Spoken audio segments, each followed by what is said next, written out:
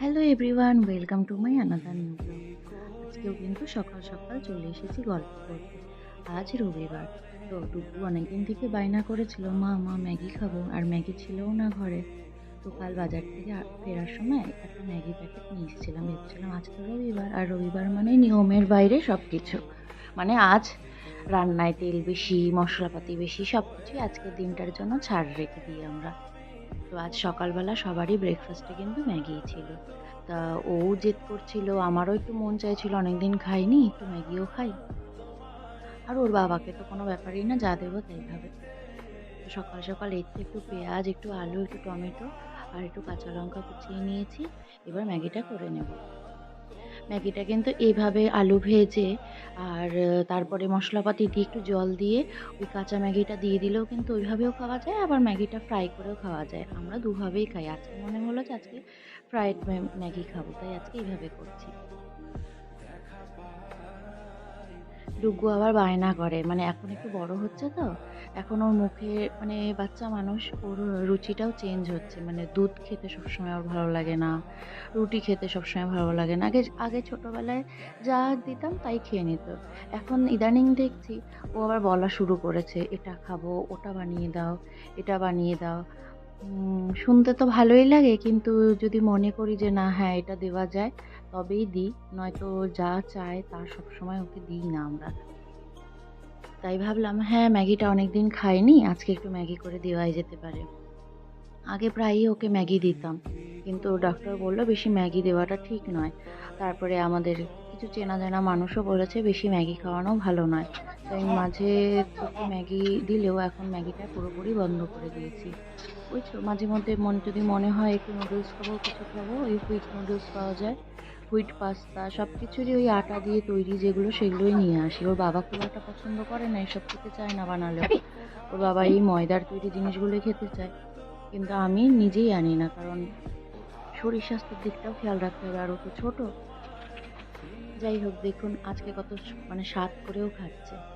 যাক, সকাল সকাল সবার ম্যাগি খাওয়া হয়ে গেছে, এবার করে নিচ্ছি একটু চা। ওই তো চাটা নিয়ে কোথায় আর যাবো, বারান্দায় যাবো, একটু বসে বসে চা খাবো। চা খাওয়া হয়ে গেলে রান্নার কাজে নামতে হবে।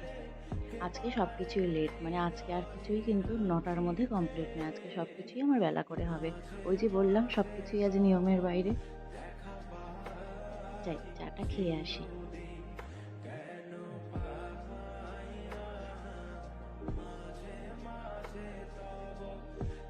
ব্যাস, আজকে নিয়ে এসেছিল ওর বাবা মাটন। আজকে এই মাটন রান্নাটাই তোমাদের সাথে শেয়ার করব।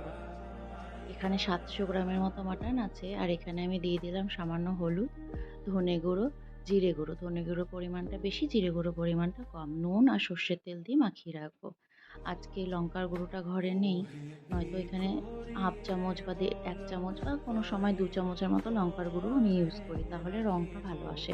যেটা আর কি কাশ্মীরি রেড মির্চি, যেটায় ওই তিখা লাল, যেটা মানে যেটা তিখা লাল নয়, তিখা লালে তো ঝাল হয়, এটা নর্মাল রেড মির্চিটাতে কালার আসে।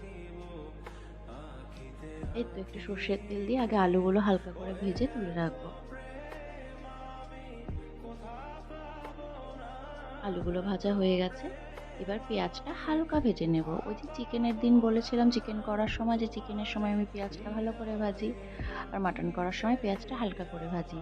কিন্তু ওর বাবা যখন মাটন করে, ওর বাবা কিন্তু ওই পেঁয়াজ ফেয়াজ আর ভাজে না, সব কিছুই একসাথে দিয়ে একদম প্রেশার কুকারে দিয়ে তেল ফেল দিয়ে ব্যাস চাপিয়ে দেয়, তারপরে ওই একটু একটু করে ধিমি আঁচে কষাতে কষাতে রান্না করে। আর আমি এইভাবে করি। তো আদা রসুন বাটাটা দিয়ে দিলাম, লঙ্কা বাটাও আছে এখানে, 6-7টার মতো লঙ্কা নিয়েছিলাম, কাঁচা লঙ্কা মিশিয়ে। টমেটোটাও দিয়ে দিলাম। এবার এই যে ম্যারিনেট করে রাখা মাটনটাও দিয়ে দিচ্ছি। এবার খুব ভালো মতো কিন্তু আমাকে কষাতে হবে মাংসটা, মানে যতক্ষণ না মাংসের গায়ে থেকে তেল ছাড়ছে ততক্ষণ পর্যন্ত এটাকে কষাতে হবে। আমি দেখেছি কড়াইয়ে করেও, কড়াইয়ের মাটনে না, মাটনের যে স্বাদ, যে একটা স্মেল থাকে, সেটা না ঠিক বেরোয় না, যেটা প্রেশার কুকারে করলে বেরোয়।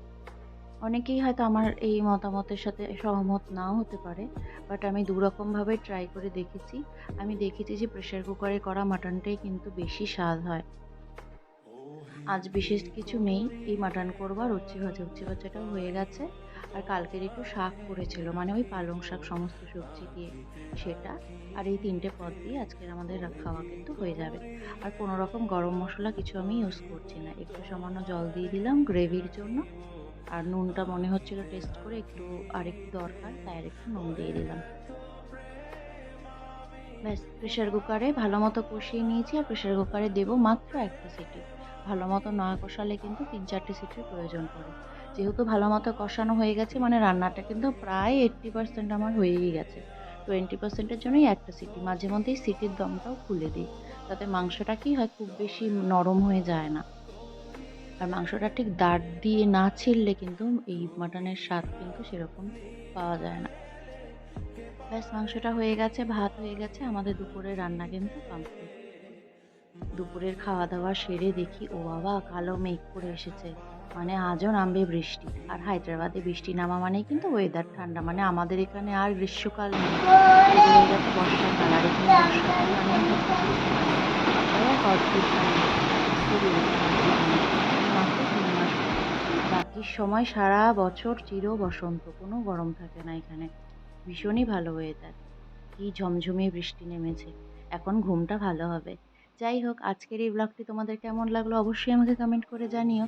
আর ভালো লাগলে একটা লাইক, কমেন্ট, সাবস্ক্রাইব করতে কিন্তু ভুলো না। ভালো থাকবে, সুস্থ থাকবে। টাটা।